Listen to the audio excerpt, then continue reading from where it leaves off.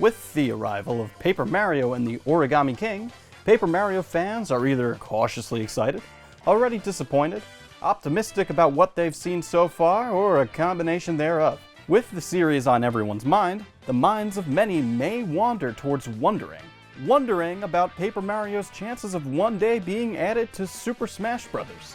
I'm a huge fan of the Paper Mario series myself, and I've always fantasized about his moveset potential, enough so that I've decided to share my ideas with you. I'm Phil, and in this video I'll be trying to represent the character to the best of my ability by giving them a moveset. I've also tried to represent all of the mainline Paper Mario games to the best that I could, using the limited knowledge that we currently have about Origami King, which has yet to release, at least at the time of writing this video. Let's just jump right in. Paper Mario!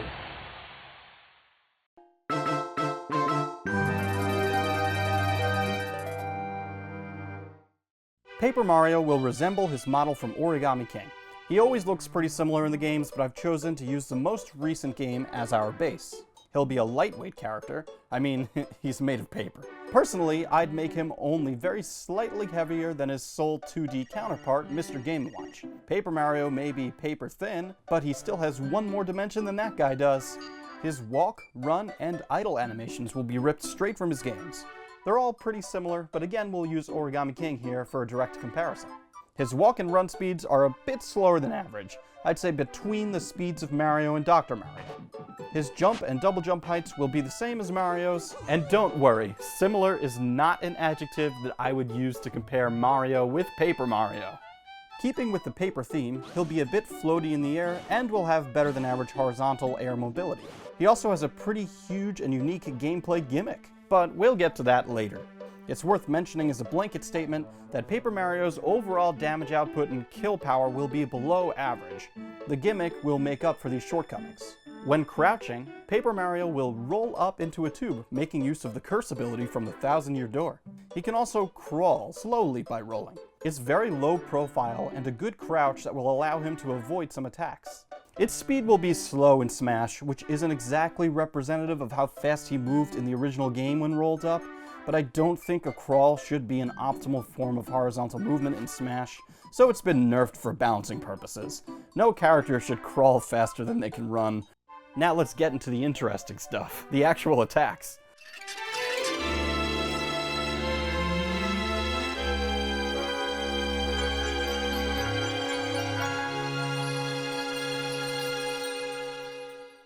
First, for his rolls and spot dodges, Vivian from the Thousand-Year Door will quickly pop up out of the ground and bring Mario down into the shadows before popping him back out again and disappearing herself.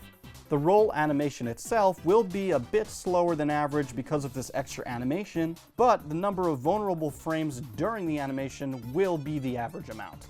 Let's talk about his jab. Hammer Swing. This move is ripped straight out of all the games and is the same quick animation of a single swing of the hammer that Paper Mario uses outside of battle to interact with the environment and get first strikes on enemies. In function, this move works similarly to Roy and Chrome's jabs in Smash. It pops opponents up and away on hit and has a small enough amount of end lag to allow for combos at mid-percents. For Paper Mario's forward tilt, he'll use Quake Hammer. Paper Mario fans will be familiar with this move from multiple games in the series where Paper Mario strikes the ground, damaging all enemies on the ground and on the ceiling. It'll work a little differently in Smash. After a short wind-up, Paper Mario strikes the ground, creating a disjointed hitbox along the ground in front of him with good range that pops the opponent up. It doesn't have a ton of end lag, so it could be used to start combos. The hammer part of the move does do more damage than the quake part if the opponent gets hit by it, but it launches opponents up and away a little bit further, so you can't combo off of it. It also can't really kill, so you're going to want to hit opponents with the quake part of the move, even though the hammer part does more damage. Paper Mario's down tilt. Now, this is the only attack that isn't directly taken from the source material. Because Paper Mario will be curled up while crouching, I needed to come up with a way for him to attack out of that animation, which he can't do in the Thousand-Year Door. For this attack, he'll unfurl quickly and use that momentum to kick the opponent. Up tilt. Here we go. This is the first move taken directly from Sticker Star. Yuck. But it's still a part of Paper Mario's history, like it or not, so here it is. Paper Mario curls up into a sharp-tipped tube and hops upward. This acts as a quick anti-air and isn't great at hitting opponents around him. It's really quick though, and has decent vertical range and a tipper. For his dash attack, Paper Mario fans probably already guessed that it's the speedy spin. This is ripped right out of the original Paper Mario, and this move has very little startup. And he moves a little bit faster than his run speed when he uses it. When moving, it acts as a weak single hit attack that launches opponents up. He spins in place for a short while at the end of it though, just like in the games. During this, he'll have a weak, unsafe multi-hit attack. I mean it's unsafe on hit. If you hit your opponent with a multi-hit part of the attack and not the part that pops him up, you could get punished for it. Using this move repeatedly will not be faster than running across the stage on account of that same end lag. It also, unfortunately, will not be jump cancelable like it is in the games. I think that would be a little bit OP. Earlier I think I said there was one gimmick. I guess I lied about that because there are two gimmicks, but the first one is a lot simpler. I wanted to implement action commands into Paper Mario's moveset since they're so iconic to the games, but I didn't want to use them on special moves because I needed those for something else. I figured the best place to use them would be on his smash attacks since they are already chargeable in nature. For his forward smash, Paper Mario will swing his hammer down hard. He will also use the Ultra Hammer from the original Paper Mario instead of the wooden hammer he usually uses for the rest of his hammer attacks.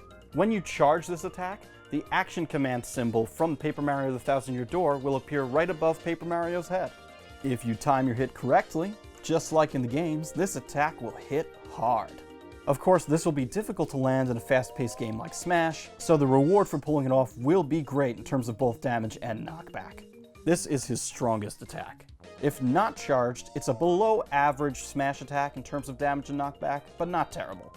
If overcharged and the action command is missed, the attack will still be stronger than an uncharged version, but it will be significantly weaker than a successful action command. For Paper Mario's down smash, he'll use Spin Hammer. This is a multi-hit attack at the center of Mario. The hammer acts as a tipper and will knock opponents away. The last hitbox from the multi-hit part of the move will move opponents outwards so they get hit by the final launching hammer portion as well. Mario twists around and charges this move up with an action command mechanic again, very similar to the forward smash. If an opponent gets caught in the middle, they'll take all of the multi-hit damage along with the final blow from the hammer's tipper. If they only get hit by the outer tipper, they'll get launched immediately away. They don't get sucked in.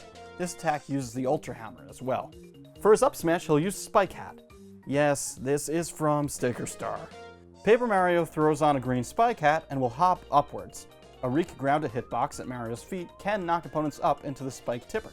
He crouches down and charges this move up with an action command just like his other hammer smashes. I know it doesn't work exactly this way in Sticker Star, but I wanted to keep the smash attack mechanic consistent so that people will understand how to use them all if they understand how to use one of them. Moving on to the grab. Paper Mario will throw Throw-oo. Throw-ao? Throw-eo? Throw-ao. I never figure out how to pronounce this exactly, so I'm sorry if I'm butchering it. Anyway, he throws Throw-oo of Super Paper Mario fame. This grab acts like a typical tether grab, but it can't be used in the air as a Zair. For his pummel, Paper Mario will hit his opponents with his head. But when using it, it'll make a slashing noise like they are getting hit with a sword. Paper cuts are no joke, y'all. For his forward throw, Paper Mario will use his 1,000-fold arms from the Origami King to throw his opponents forwards. It'll look really funny because he'll release the opponent pretty far away from where he's standing because the arms are so long. This also makes it great for getting opponents off stage even at low percents. Even though it's weak, it launches people far initially simply because it releases them far away from Paper Mario. His back throw works in a similar manner. He'll spin around and throw his opponents behind him, just like Mario, but again he'll use the 1,000-fold arms. This creates a huge, weak hurt box that knocks other opponents away while the throw is happening. This move is also not a kill throw, but like his forward throw, will launch the opponents from pretty far away from where he's actually standing, so it's great for getting opponents off stage. For Paper Mario's up throw, Carry from Super Paper Mario will appear below the opponent and quickly lift them up, launching them straight upwards. This is Paper Mario's kill throw, but it won't kill until very high percents. For down throw, Paper Mario will throw his opponent to the ground and jump on top of them. This is pulled right out of every Paper Mario game, and really every other Mario game too. The opponent gets popped up and away, and Paper Mario bounces off the opponent, putting himself airborne too. This is his combo throw, which works best at mid percents. You basically can't follow up on it at higher percents, so it can't kill confirm. Now that Paper Mario has taken to the air, we can finally talk about his aerials. For his neutral air, Barry appears from Super Paper Mario and creates his signature damaging barrier around Paper Mario as a multi-hit attack. For his fair, Paper Mario does a forward somersault with his hammer. This has a sweet spot that spikes and a non-spiking sour spot. It's similar timing-wise to Mario's fair, but has a disjoint and is a bit weaker and a bit quicker. For his back air, Paper Mario pulls out confetti and throws it behind him. This is another one from the Origami King. This attack is a weak multi-hit attack with a really big hitbox. The confetti can be reflected and pocketed though, so be careful. It stops in place pretty quickly and floats downward after the hitbox is done, fading out as it falls. The falling confetti can't be interacted with. You can only reflect it, pocket it, get hit by it when the hitbox is active. After that, it's just kind of a cool effect as it fades down. For his up air, Paper Mario holds his hands up and Fleep appears from Super Paper Mario to flip opponents around before launching them at a 90-degree angle in front of Mario. This move works as a command grab, similar to Mewtwo's forward special before launching the opponent. Its unique launch angle makes it interesting.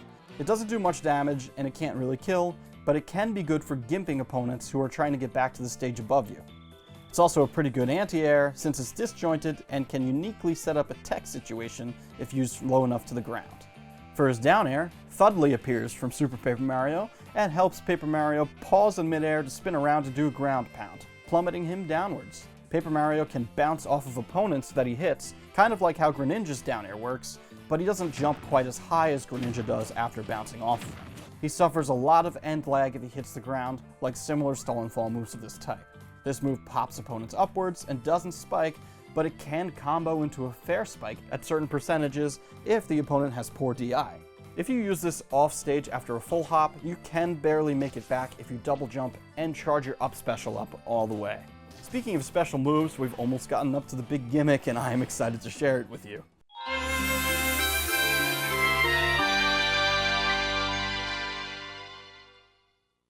We gotta talk about that up special I just mentioned. Paper Mario will charge up a spring jump from Paper Mario and the Thousand-Year Door. The longer the button is held, the higher he'll jump. When fully charged, it goes very high, about the distance of Mr. Game & Watch's up special. While he flies upwards, a weak hitbox is active that knocks opponents away, and he has some weak super armor as well. The move goes straight up with no horizontal distance at all. But to make up for that, at the peak of his jump, Paper Mario will fold quickly into a paper airplane and glide downwards slowly.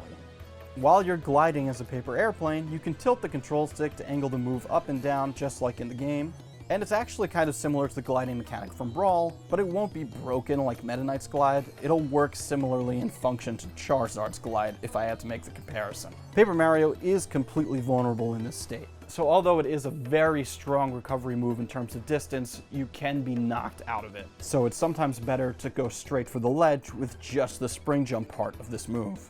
Pressing B again can make him stop gliding, unfold, and enter freefall. For Paper Mario's side special, he'll use Paint Hammer Flip. This move is a combination of the Hammer Flip from multiple games, but it'll use the Paint Hammer from Color Splash. Paper Mario throws the Paint Hammer in an arc, similar to the Belmont's axes. Unlike the axe though, the projectile will bounce off of opponents, only able to hit one opponent at a time before falling down and disappearing. If the opponent gets hit by this, they'll suffer weak knockback and small damage, but they will be slightly painted. This mechanic works exactly the same as Inkling's Ink. Painted opponents will take slightly more damage from attacks until the paint fades away. Alright, it's finally time to talk about this big gimmick. Paper Mario has partners. You might have been able to guess. But it is different from how the Ice Climbers work, and it's different from how Rosalina works. It's simpler in some ways, which I think is true to the Paper Mario simplistic RPG nature. One partner will follow Paper Mario around. The partner can be attacked, it can be grabbed, and they each have their own invisible percentage meter just like Nana. If a partner gets knocked off stage, they're gone. They won't come back until the next stock. Paper Mario also has access to multiple partners. The one you start with can be decided on the character select screen, similarly to choosing between Squirtle, Ivysaur, and Charizard for Pokemon Trainer. Paper Mario's down special is called Quick Change. It's basically a move based on the badge that allows Paper Mario to swap his partner out for the next one in line. This move only works if a partner is near Paper Mario. Paper Mario suffers no lag at all and can move freely while in the animation, which is taken straight out of the original Paper Mario when the characters kind of jump in and out of him. The partner coming out can't attack until after the animation is complete, though. If Paper Mario's partner isn't nearby, or if Paper Mario only has one partner left, or no partners left at all, he'll throw up his hands in this "huh" animation, which is featured in most of the Paper Mario games, if not all of them, and he won't move for a moment. If a partner is defeated by being knocked off the stage, the next partner in line will pop out automatically.